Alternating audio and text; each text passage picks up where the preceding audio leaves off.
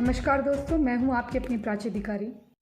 सबरी रावण, ये जो अपने आप को कोई कहता है कि पहले तो सबरी की आप डिटेल में बात करेंगे कि सबरी माँ के लिए, जो माँ सबरी थी, जो इतनी बौद्धिक, जो आपकी मेरी बात होती है उसके हिसाब से वो बहुत बुद्धिमान थी और इतनी बौद्ध कुशल होने के बाद उनके बारे में कहा जाता है कि उन्होंने बेर खिलाए। फिर उनपे कोई एक तबका क्लेम करता है। फिर रावण, एक तरफ तो ब्राह्मणों से बहुत घृणा की बात होती है, फिर ब्राह्मण को आप चाहे चंद्रशेखर रावण हो या जय भीम जय मीम जो करने वाले लोग हैं, वो लोग जो देश में बंटवारा चाहते हैं, जो सोचते हैं कि अन्य के साथ मिलकर जय मीम कर कर उनका उद्धार हो जाएगा, बिना गोपाल मंडल जी का इतिहास जाने उनके साथ क्या हुआ। तो उस विषय को आप कैसे देखते हैं, वो थोड़ा सा आप चर्चा, क्योंकि ये सबरी डैश रावण कौन दलितों का मसीहा, क्या दलित वर्ड कहीं इतिहास में आता है, ये सब चीज आप कवर करेंगे।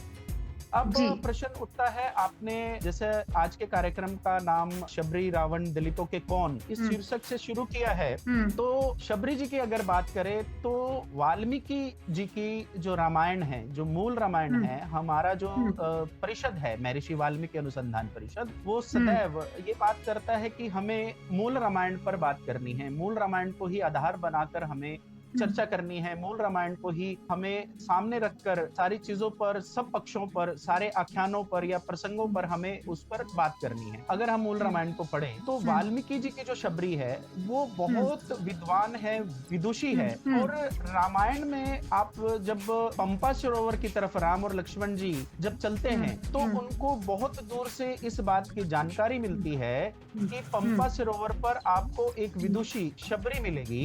आप सोचिए कि जैसे मैं चंडीगढ़ के नजदीक बैठा हूं और आप बॉम्बे में हैं, मान लेते हैं हम, तो इतनी दूरी पर आपको पता लगता है कि मुझे बॉम्बे जाना है और चंडीगढ़ में मुझे ये पता लगे कि प्राची अधिकारी जी से मिलना है, जबकि मेरा आपसे परिचय नहीं है, मैं आपको जानता नहीं हूँ। तो ऐसे राम जी और लक्ष्मण जी को उनके बारे में जानकारी बहुत दूर से मिलती है कि पंपा सरोवर में शबरी जी का एक आश्रम है। और शबरी जी के बारे में वाल्मीकि रामायण में ये साफ साफ लिखा है कि वो बहुत विदुषी थी, वो बहुत विद्वान थी। रामायण में एक शब्द आता है अविज्ञाने बहिष्कृता, यानी कि आप उनको शास्त्रार्थ में कहीं पर भी पराजित नहीं कर सकते, उनसे कोई जीत नहीं सकता।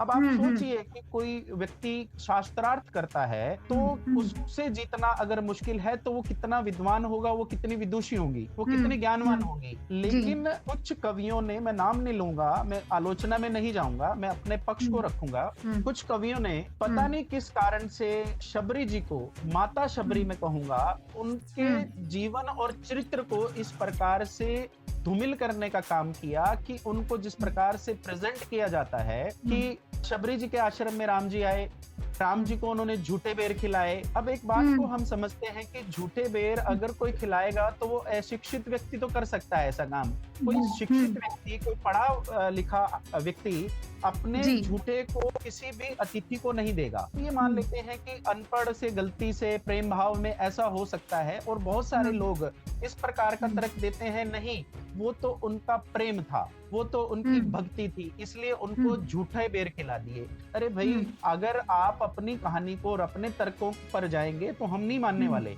हम इस बात को मानेंगे कि वाल्मीकि रामायण में जो वाल्मीकि जी की शबरी है वो तो विदुषी है, वो तो शास्त्रार्थ में निपुण है, और वो इतनी योग्य है कि राम जी के सामने अपनी दिव्य शक्ति से अपने शरीर को त्याग कर स्वर्गलोक में जा रही हैं। तो वाल्मीकि की शबरी को तो कोई पढ़ ही नहीं रहा। और जिन लोगों ने शबरी को प्रेजेंट किया है उन्होंने क्या किया है, एक दुबली पतली दीन हीन, उसको भील बना दिया, उसको शूद्र बना दिया। मैं शब्द बोलूंगा क्योंकि मीडिया अक्सर इस शब्द को यूज करता है, मैं यूज नहीं करता, लेकिन अपनी बात को आपके दर्शकों तक पहुंचाने के लिए मुझे इस शब्द का कहीं कहीं इस्तेमाल करना पड़ेगा कि जो अनुसूचित जाति और जो अपने आप को कथित दलित बोलते हैं, उन लोगों ने अब इनको इसके सहारे सिर्फ ये दिखाने का प्रयास किया कि राम जी ने एक निम्न जाति की महिला के साथ इस प्रकार का व्यवहार किया, जबकि ऐसा बिल्कुल नहीं है। जो लोग अपने आप को राम जी का और वाल्मीकि जी से जोड़कर देखते हैं, उन लोगों को खास तौर पर यह ध्यान रखना चाहिए कि वाल्मीकि जी की शबरी कैसी है। वाल्मीकि जी की शबरी हैं, वो बहुत विद्वान हैं, बहुत विदुषी हैं, और इतनी योग्य महिला जिनके आश्रम में जो पूजा स्थल है, जहां पर वो पूजा करती है प्रतिदिन, वहां पर 7 समुद्रों का पानी पानी आता है और वहां पर जो पुष्प रखे जाते थे पूजा में वो कभी मुरझाते नहीं थे, इतनी दिव्य थी वो। तो एक दिव्य महिला, एक दिव्य विदुषी भीलनी कैसे हो सकती है? शिक्षित वो थी, वो झूठे बेर नहीं खिलाती, लेकिन इस प्रकार के प्रसंग और आख्यान रामायण से जोड़ दिए गए, जिसके कारण माता शबरी के चरित्र को धूमिल करने का प्रयास किया गया है। मैंने एक अपने इंटरव्यू में कहा था कि मेरे स्वयं के पास 2 बेटियां हैं, लेकिन जब मुझे इस बात का ज्ञान हुआ तब तक उनका नामकरण हो चुका था। लेकिन मैंने एक संकल्प लिया है कि भविष्य में मेरे परिवार में कोई भी बेटी, कोई भी कन्या पैदा होगी तो उसका नाम शबरी रखा जाएगा। और मैं तो यहाँ ये भी कहना चाहूंगा कि जो हिंदूवादी संगठन है, जो सनातन की रक्षा की बात करते हैं, जो धर्म की बात करते हैं, और जो हमारे कथावाचक हैं, उन लोगों को अपने आख्यानों में इस प्रकार के प्रसंग को बताना बंद करना चाहिए और इस प्रकार की प्रेजेंटेशन को बंद करना चाहिए। और उसके बदले में शबरी जी के तो आश्रम और शबरी जी के नाम पर तो मंदिर होने चाहिए, ताकि जो हमारे हिंदू और सनातन धर्म से संबंधित महिलाएं हैं और अन्य वर्ग की भी जो महिलाएं हैं, वो शबरी जी को जान सके और शबरी जी की वो पूजा कर सके।